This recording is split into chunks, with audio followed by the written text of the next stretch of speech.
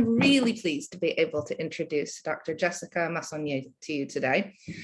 Jessica did her PhD in my lab along with Denis Marichal, looking at how noise and the perception of noise was affecting how children were affecting children's education, affecting executive function, and in fact, quite a nice overlap with what we talked about last week as well. After leaving our lab, she went to do a postdoc with Julie Dockrell over at IOE, and is now a lecturer in psychology at the School of Education and Sociology at the University of Portsmouth, where apparently she gets to walk by the seaside every time she goes to the office, and I'm incredibly jealous. And today she's going to talk to us on a topic that is just perfect for the CEN, which is looking at childhood education systems across countries. Thank you very much. Take it away. Thank you, Natasha, for the introduction. So I'm Jessica Massonnié, and some of you might know me already because I've been gravitating around the Center for Educational Neuroscience for several years by doing my PhD at Birkbeck and then 2 years and a half of postdoc at University College London. And what I will be presenting today is the work I did as part of my last postdoc at University College London. And this was on the Action Against Stunting research project. And what I will be presenting you today is a protocol that I've been developing with my collaborators to profile educational systems across countries. But first, before telling you a bit more about that, I'm curious to know where you come from, in what context you're working, and what's your professional background. So if you could drop a line in the chat to tell me what's your job, and if you work in an educational setting, what kind of educational setting you work in, that would be great, because I will give you a few examples of educational settings. So this way I know who I'm talking to.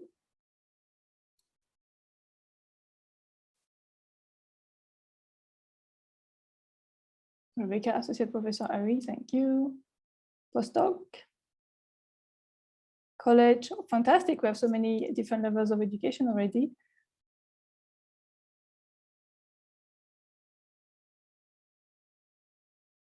And Brighton, you're from Malaysia, so that's fantastic. Because you're probably already experienced another educational system. Okay, so we have a UNESCO education sector, postdoc at Birkbeck from Brittany, PhD student. We have someone from Istanbul, Fatma. Thank you for dropping a line in the chat.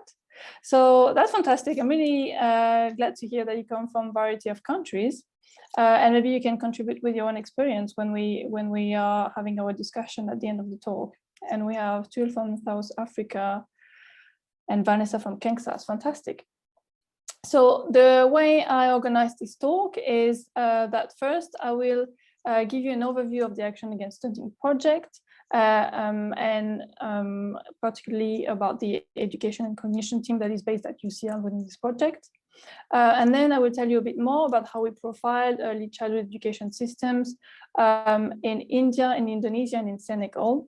And when you have this global picture, I will finally tell you about how this protocol can be applied to other countries and potentially to your own context.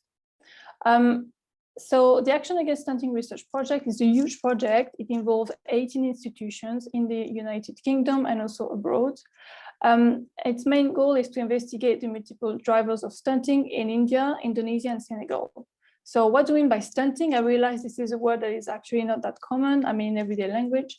When we say that children are stunted, we mean that they are particularly short for their age. And the Action Against Stunting project is asking the question of why that's the case, and how stunting impacts the broader development of children.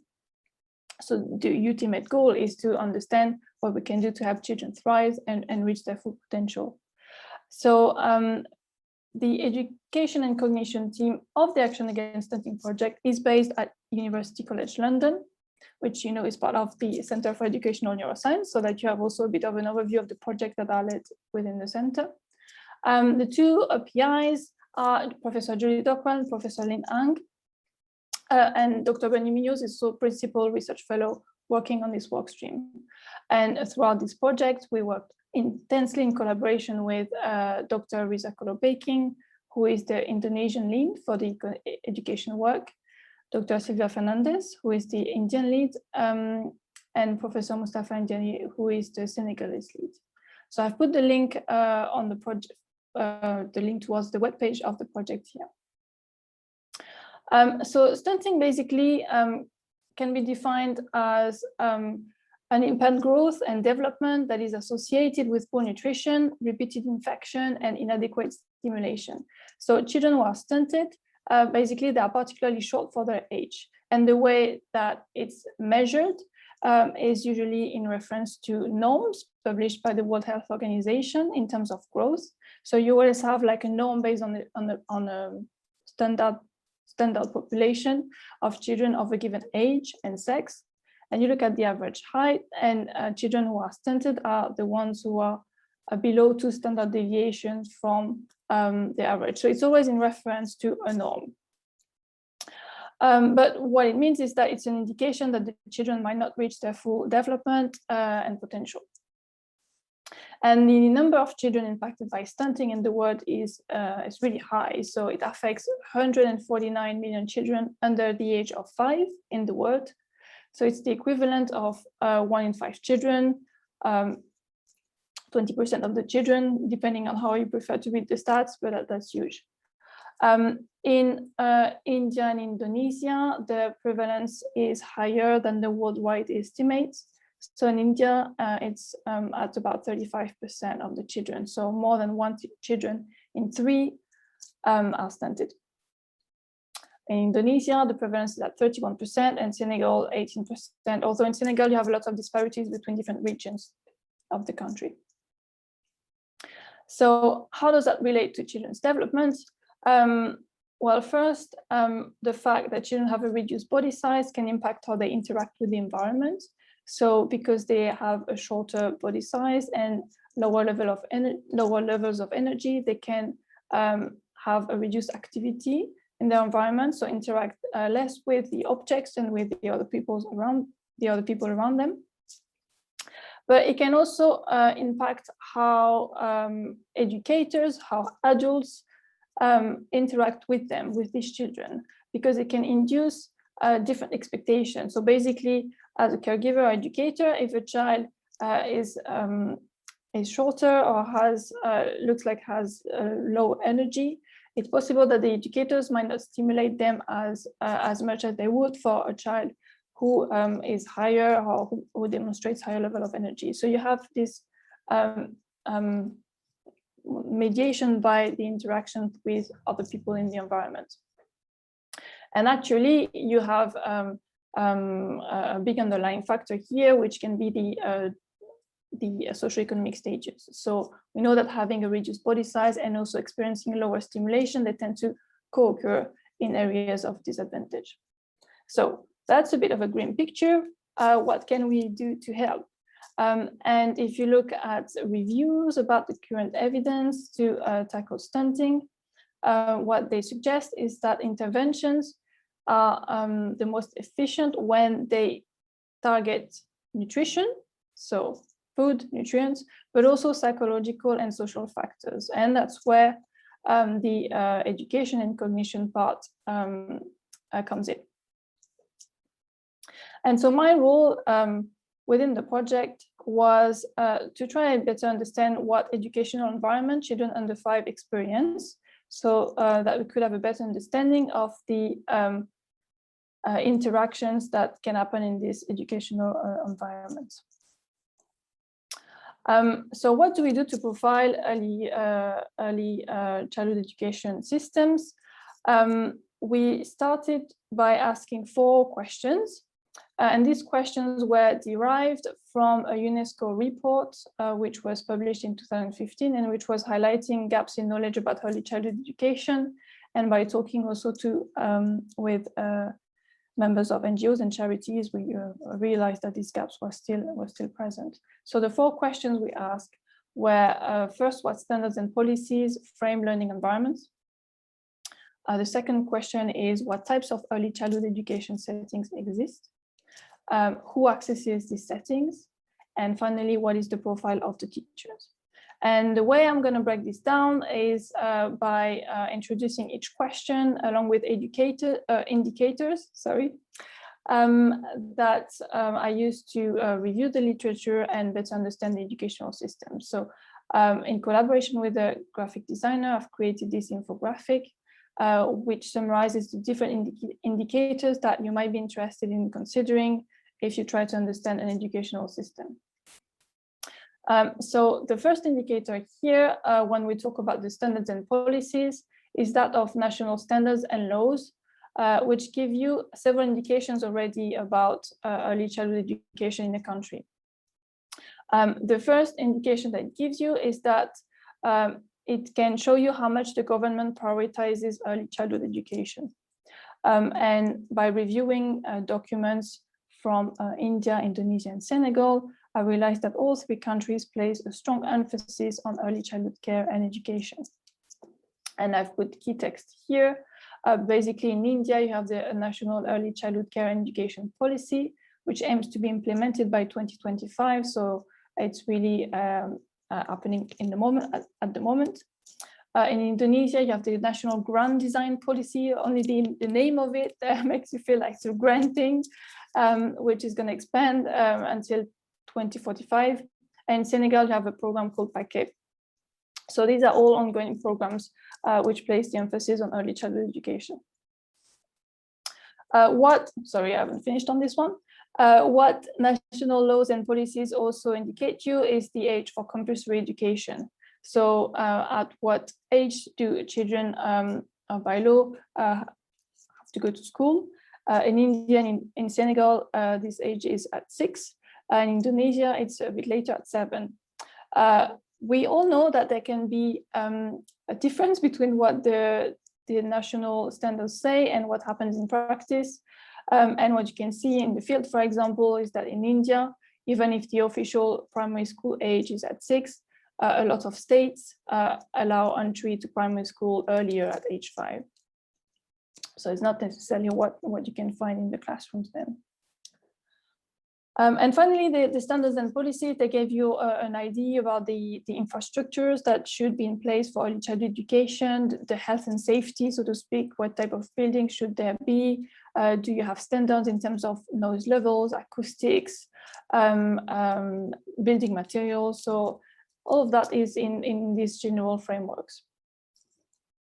And I would put at the end of the presentation the list of references that I've used to profile the educational systems in India, Indonesia, and Senegal. So you will have the list if you would like to know more. So these frameworks are quite general. Now, if we want to know more about the learning experiences, we can look into the curriculum and the pedagogical approaches. And that gives you an idea of the topic of interest and of the domains of development that are valued by the government of a given country. So to show you some comparisons, in Indonesia, the early childhood curriculum focuses on development in the areas of first religious and moral values. So that's one of the most important ones.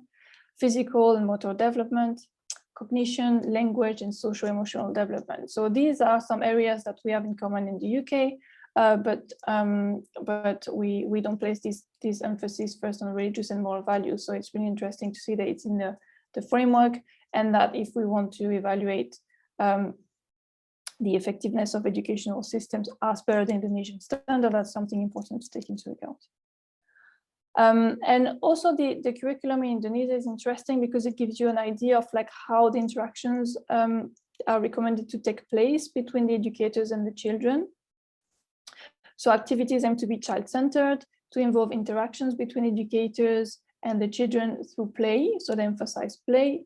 They emphasize also using thematic learning, but creating a fun environment. And they also recommend to combine education, so education in the sense of cognitive development with nutrition and health, so to adopt a holistic approach. They also encourage to empower parents in the learning process. So all of that, again, you can see in the curriculum and overall guidelines. And I'm sure you can make comparisons with your own settings as well in terms of what is valued in the place where you're working. So you have these guidelines, but then how do we assess what is taking place? Are there any assessments? So that's a question I ask as well, because there can be some systematic assessments within educational systems, sometimes not. So in the UK, we know, for example, we have this phonics check. I have problems with my phonology in year one. You might think about other assessments. In India, you have these child development cards, child assessment cards, sorry, that are provided. You can even find them online. They are provided by the Ministry of Women and Child Development, and they indicate clear skills to evaluate in the classroom. So in different areas, so physical and motor development, sensory development, cognitive development. And this is to give you an example here. For physical and motor development, you have like some key indicators such as participates actively in team games and indoor play, can throw or kick a ball in a given direction, and other indicators. Sometimes assessment systems are not provided, and that was the case when we did the review for Senegal. We didn't find that there was a standardized model to evaluate if children learn the skills that are recommended in the national guidelines. And then we can ask how these assessments are carried out and who monitors it. So in the UK, we have the Ofsted system, but you can have different models of monitoring and supervision. So one model I find interesting in India is the one that is in place in Anganwadi centers. So these are preschool settings, public preschool settings, where they have a mothers committee, so a committee of mothers who contribute to a report that is submitted to a supervisor at the center, the level of the center, but also at the regional level and then at the national level. So the parents are involved also in the monitoring, which is something that we don't have in every country. So that's more for the reviewing the policy. The key challenge with policy documents is, so how are they applied in practice, and do they apply to all types of settings? And by reviewing the different types of educational environments in India, Indonesia, and Senegal, I realized that there were a variety of settings, some of which are recognized by the government, some of which are not. And I will give you examples in a second. But basically, what I mean by formal environments here are environments which are recognized by the government. So they have like a label, they are public, and they are structured. So they have like a specific sequence in the curriculum. Some environments also have a specific curriculum, but they are not recognized by the government. So in the UK, this can be the example of private settings. And you also have a third model where some educational environments don't have a written or a specific predefined curriculum, but they do, and they are not recognized by the government either. So this could be like playgroups or circles organized by the neighborhood. And I will give you a more concrete example about what we found in Senegal. And here I haven't put pictures, unfortunately, because it's hard to find pictures with like all the access rights. So I will try to describe you with my words. But in Senegal, you have at least 6 different types of preschools. So you have some. It's interesting to look at these different types of settings because it also gives you an insight into the history of the country. So in Senegal, you have some preparatory classes. So these are typically for children before they start primary school, before 5 and 6 years of age, to catch up on their learning before they enter primary school. You also have nurseries and kindergarten for children between 3 and 6 years of age. So these can be public or private, and they usually follow the curriculum and the guidelines from the French educational system, because Senegal used to be a French colony. So you have this model of public settings that is still quite heavily related to France. you have another model of formal settings, which is very interesting, which is the children's hut. And this time it is different from the French guidelines, because these are settings managed at the level of the community. And they focused on not only teaching language, teaching math, they focus on a holistic approach to child development. So basically providing nutrition, health checks, sometimes height and weight measurement. So they are managed by local communities, and they are funded by the government, but very different in approach from the nurseries and kindergarten. You do have community schools as well, which are not listed in the government registers. And very interestingly, you have these informal schools, which are Quranic schools, where the emphasis is placed on learning Quran. Teachers, when we talked to our colleagues in Senegal, that was very interesting, because the teachers could be, they didn't need the formal qualifications. They were chosen by the community based on their expertise of the Quran and their religious knowledge. And these schools could take place not only in buildings, but also in private homes or simply outside. And they were sometimes difficult to track in the sense of knowing where they were, because they were not all on public registers. And again, you have lots of debates at the moment about whether these schools should be national, whether they should be framed within official guidelines or not, because this is tapping into a set of religious values that can be different from the other educational models. And so here are a few things when you try to describe these different educational systems that might be helpful to take into account, such as whether they have a religious orientations. So as I said before, in Senegal, we have this Quranic school with an important religious orientation. And in Indonesia, it is in the official guidelines to promote religious and moral education. In some of the settings, that might not be the case. We can look at how the settings are funded and who manages them. So do you have like a head teacher? Is it managed by the community? Is it managed by neighbors? How does it happen? We can look at where the settings are located. So there are disparities. So in some areas, for example, rural areas, you can have like more informal settings than in urban areas. And importantly, you can look at the physical characteristics. So as I said, some schools are in like institutional buildings, what we would name here like as the school in the area, but sometimes they can be in private homes, or they can be in parks or informal settings. We can look at the operating hours, so how many hours per day they're open, because that gives an indication of how much time the children can spend in these settings compared to other types of educational influences. So if you think about kindergarten in Senegal being open for, I think it's 3 to 5 hours a day, it depends between the settings. They were open for fewer hours than the Quranic schools. So, so basically, if you take a step back and think, okay, the child is spending like 4 hours in school, then what are they doing outside of these 4 hours? This is like a minimal proportion of their school day. So are they socializing with their peers? Are they within their family? Are they switching to another type of setting? So in Senegal, we realized that they were often, when the nurseries were closed, they would then go to a Quranic school. So they were overlapping. There were overlaps between the different types of settings.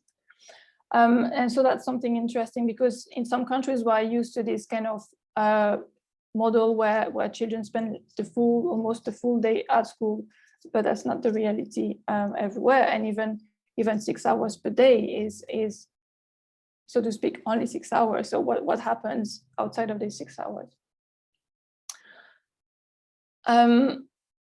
So that was for the description of what exists, but because settings exist doesn't mean that children are attending, and it doesn't mean that we know exactly who is attending. So we then asked the question of who is enrolling in this setting. So do we have data about enrollment rates? And are there discrepancies between male and females, and between different age groups?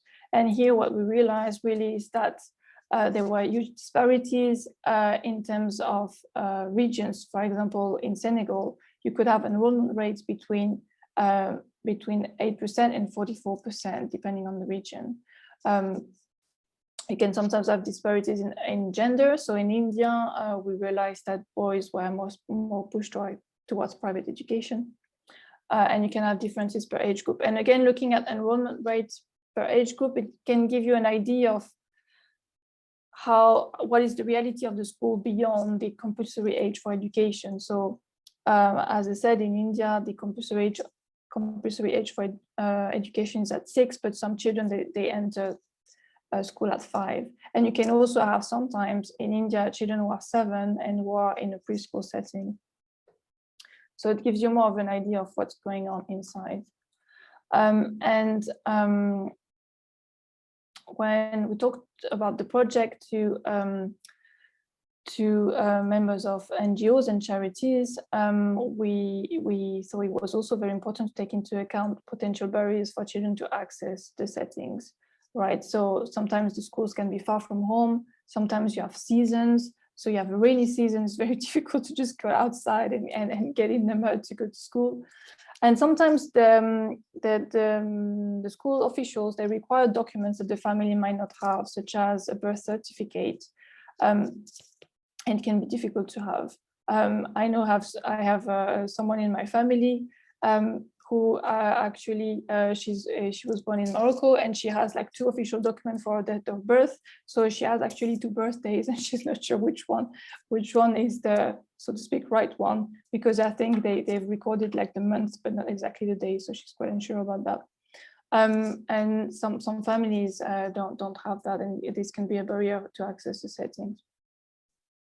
There can be also a barrier in terms of cost. So you have direct costs, to register, but you also have all these indirect costs related to the material, the uniform, sometimes the food. So the parents have to bring the food themselves, or is it provided in the school? So which can lead to some socioeconomic disparities. And finally, we can ask about inclusivity. So to what extent are the settings inclusive? And in each country, in India, Indonesia, and Senegal, we noticed that there were challenges because there are many languages in each country. Beyond the, I talked about Senegal, about like the model being inspired by the French model because it used to be a colony, but there are so many other languages that are more or less valued in the educational system that it can create challenges for inclusivity. And the challenges can also be related to children's religion or whether they have special needs. So that's something that we found interesting to look at in terms of, well, we can access statistics, but we can also ask the teachers about that. And the final question we asked, so beyond who is accessing the setting, is who is interacting with the children in the settings.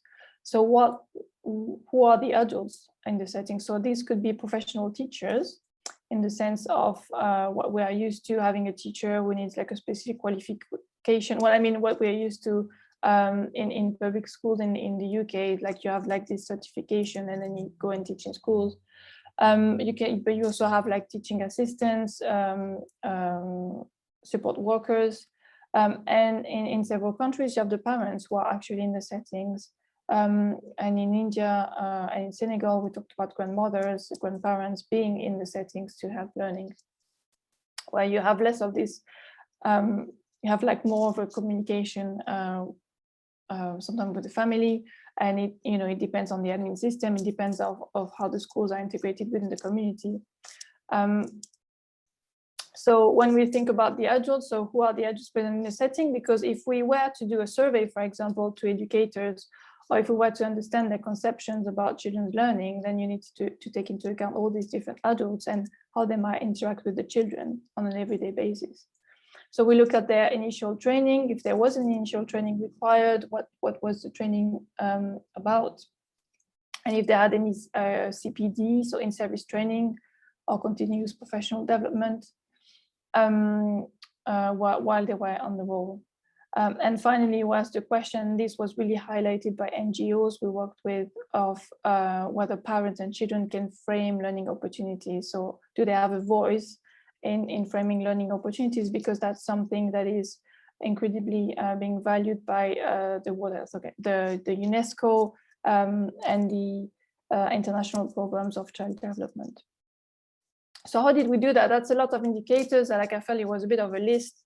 How did we go about that? So basically we reviewed several types of documents, policies, regulations, reports, book chapters, journal articles that were published between 2010 and 2021. We consulted these documents in different languages. So it was really a team effort, because you cannot try and understand an educational system in Indonesia, Senegal, and India with only English-speaking lenses.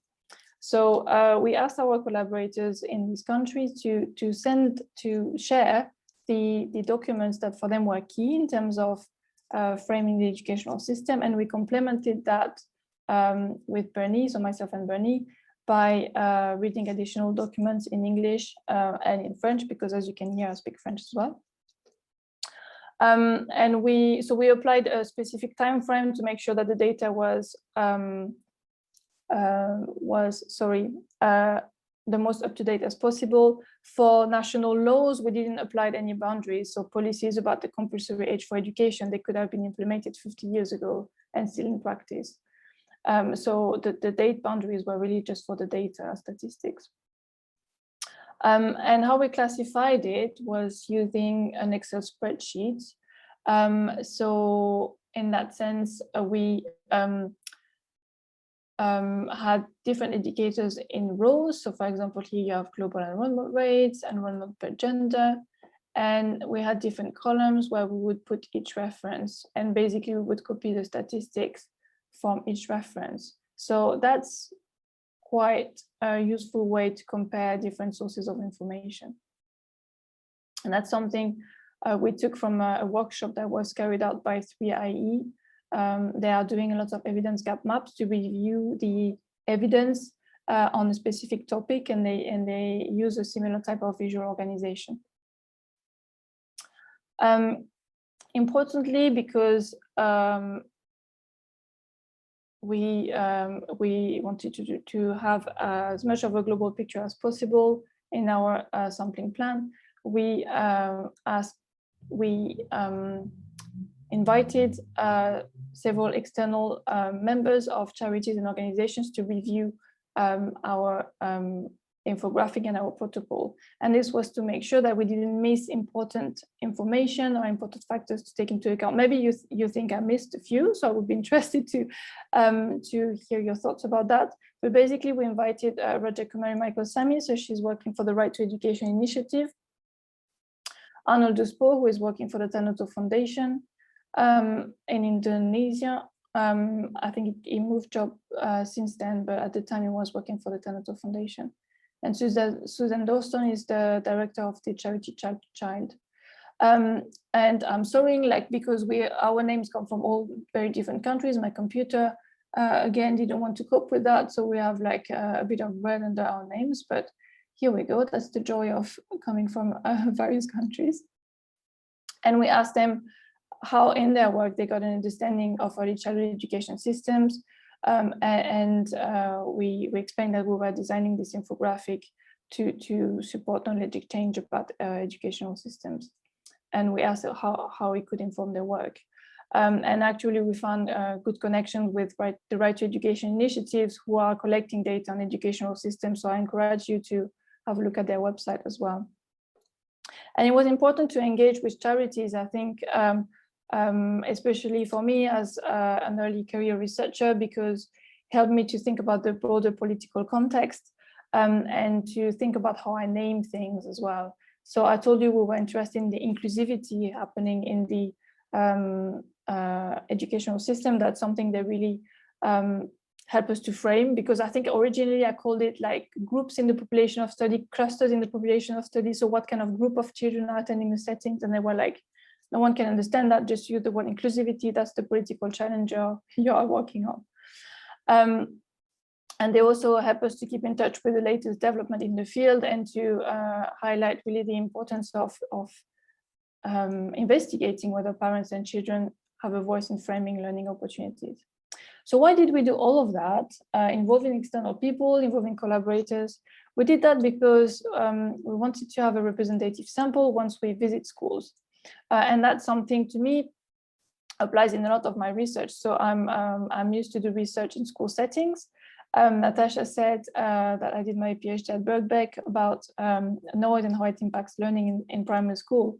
And I worked in specific settings to carry out my studies. But actually, if I were to now apply this protocol to my studies, I can reflect on what kind of settings I was visiting for my specific studies, how representative they were. And you can use that protocol in particular if you would like to do like large-scale studies and have a stratified sampling methods. So beyond going to settings and looking at the socioeconomic background, or looking at the proportion of, I don't know, bilingual children, or the proportion of children eligible for free school meals, if you would like to do a large-scale study investigating children's learning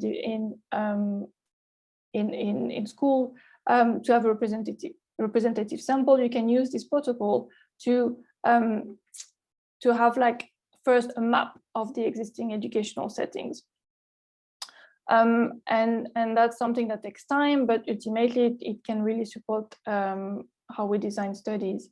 And we don't always have to do studies in every possible type of settings, but simply we can reflect on how our particular sample sits within the national landscape.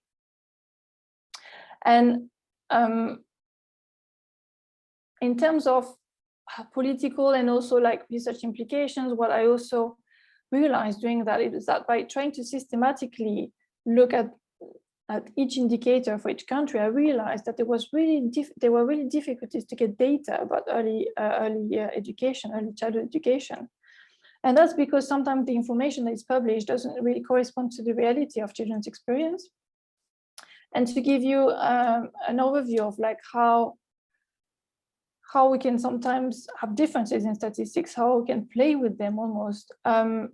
I compared two statistics given for early childhood education in Senegal. So these statistics look at the proportion of children enrolled in early childhood education in Senegal. These are statistics for 2010. It's quite old, but I chose this date because you can compare the statistics using two different types of methods.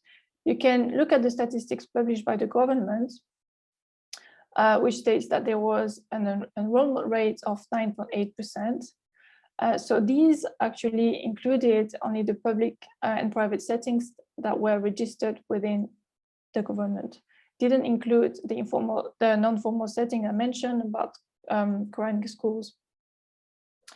And that's problematic because if you use another methods, such as a household survey, where actually you get in the community, you knock into people's houses and you ask them where children go to school, you get a different answer. So in that case, you get a figure of 21.6%. So a higher proportion of children attending setting, and that's because here the survey took into account the Quranic schools, which were informal.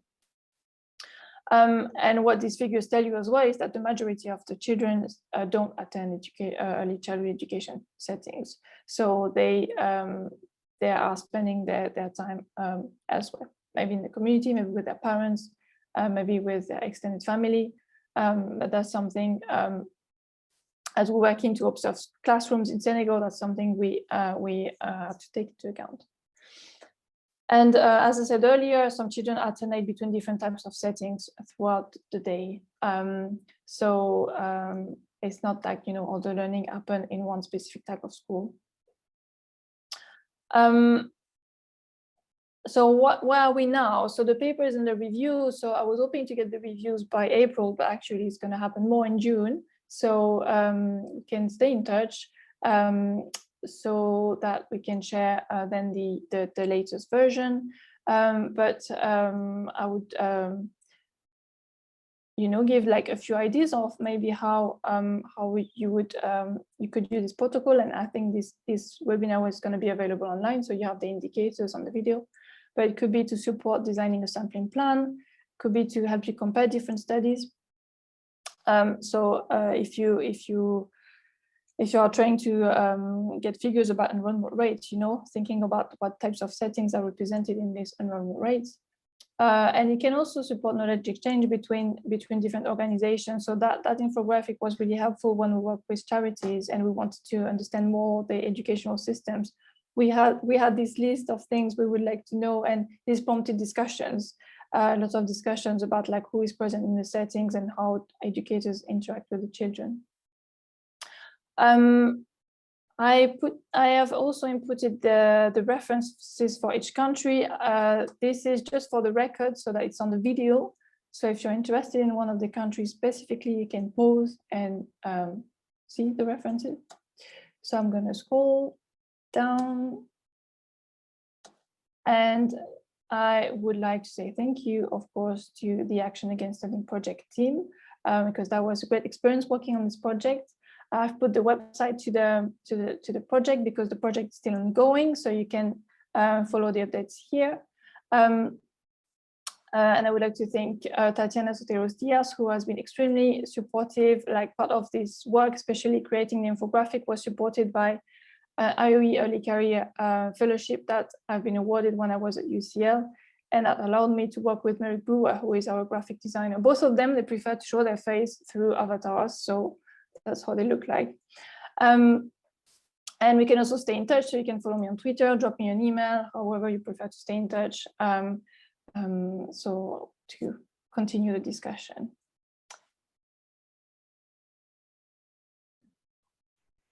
That's wonderful. Over to you, Natasha. Yeah, thank you. Sorry. It's always, I still find it strange when it's just online, having to kind of do that timing of saying, fantastic, great, thank you. It was really interesting. I find all of this stuff incredibly interesting. And I know that even throughout your PhD, you became more and more interested in how the methods were actually affecting the outcomes. And I remember conversations with you about getting teachers involved in designing studies, for example. And so this definitely fits very nicely into that. If there are any questions, either pop them in the chat or put your hands up, obviously. There is somebody who is interested in getting a copy of the slides because they are great. That's Sonia. So you can get back to her if you would like. Obviously, this is being recorded, so you will have access to it on the CEN website. And you can also see even more people on the chat which saying where they're from. So we've got, after we talked to, you asked this at the beginning, there is somebody actually from the UKRI Action Against Stunting. So there's someone there for you to get in touch with as well. So I can start off. If you wanted to stop sharing your screen so that we can kind of all be in the same space, that would be great. That's wonderful. Thank you. So I guess one of the things I always think about with this, and I think there was a talk I went to just recently that was also talking about stunting and about sort of trying to get together these studies that look at cognitive development across different countries and across different systems. And I think one of the things that you've sort of raised that in this method stuff that always makes me think is how you actually are able to kind of compare and contrast across incredibly different systems. So, when you put that slide up that said, oh, even if you take into account all these informal settings, only 21% of these children are going to early childhood education, my initial response is kind of to be like, oh, that seems like very, very little in comparison to sort of what I am surrounded by. But of course, these are incredibly different systems. I don't know, can you speak to how we should be thinking about the comparisons that we do in terms of taking all of the sort of cultural and societal variables into account? It's a big question, I know, but if you have any sort of thoughts, it's something I'm quite interested in. Yes, I mean, I think with this project, really what I really realized is that empowering the educators and the researchers and all the communities to define what was important for them and to evolve towards the standards they define. So just to speak more clearly, you have these international objectives of sustainable development goal, promoting early childhood education, and they are developing indicators to try and compare the different countries. So I think if you think about the methods, we can just be mindful about what settings are included in this method. So are they mainly focused on public and public settings or official settings, and what happened with the other ones, what happens there? And for that, I think we need the communities and our colleagues from each country to contribute and discuss this, like co-construct these values. I mean, this entire Action Against Stunting project is based on co-construction, because as as someone coming from the UK, I wasn't legitimate to say, oh, that's how things look like. Like we just created these conversations and these methods to provide a framework, but the actual values and the actual information was in majority inputted by our collaborators in each country. So I think is just being mindful of our lenses, and also if we look at statistics, just having a bit of an idea of actually are we talking about the broader picture? Are we only talking about a subpopulation? Yeah, that's a very, very good point. A question from Anna has just popped up. Hi, Jessica, thank you for the presentation. Do India, Indonesia, and Senegal actually have their own equivalents to Ofsted? Yeah, so as I was saying in the presentation, I was hinting towards like highlighting the complexity of the system. It depends on the types of settings. So you do have, for example, in Senegal, you do have inspectors for public and private settings, but it's not systematically for all the types of settings. So some informal settings are monitored, some are not, and sometimes the monitoring systems can be actually quite different depending on the type of setting. So in India, you had these mother committees, so this community overlook on the settings for some of the Anganwadi centers, which you might not have for other types of settings which are private. And in Senegal, you had community schools which are monitored by the community, and that could be different from the schools where it's mainly the inspector that is coming here and assessing. So it depends on the model, basically the governance model of the school as well. But you can have like an overall framework, but it might not apply to all the schools. I think I would really encourage you to reach out to the educational leads that I've mentioned. So Riza, Sylvia, and Mustafa, if you're working on this line of research. In your sort of research, while you were looking through all this stuff, did you see massive differences between the kind of standards or goals that were set amongst these different systems of sort of Ofsted type stuff from country to country, or did they all seem very similar? I mean, for example, in Senegal, so when you look at the nurseries and kindergarten, the guidance were more about language, mathematics, cognitive skills, also a bit of physical development, but the holistic approach was more in community schools. And by holistic approach, I mean the adding the health, the nutrition, medical checks, that was more in the community school. So it's, and the cognition part is one of it. And it's the same in Anganwadi centers in India. So where you have education in the Anganwadi centers, but also the health, the nutrition, and vaccination and medical referrals. So yes, you can have different domains of development that are targeted depending on the model of the school. And I think for parents as well, it's something to consider if you want to put your children in school.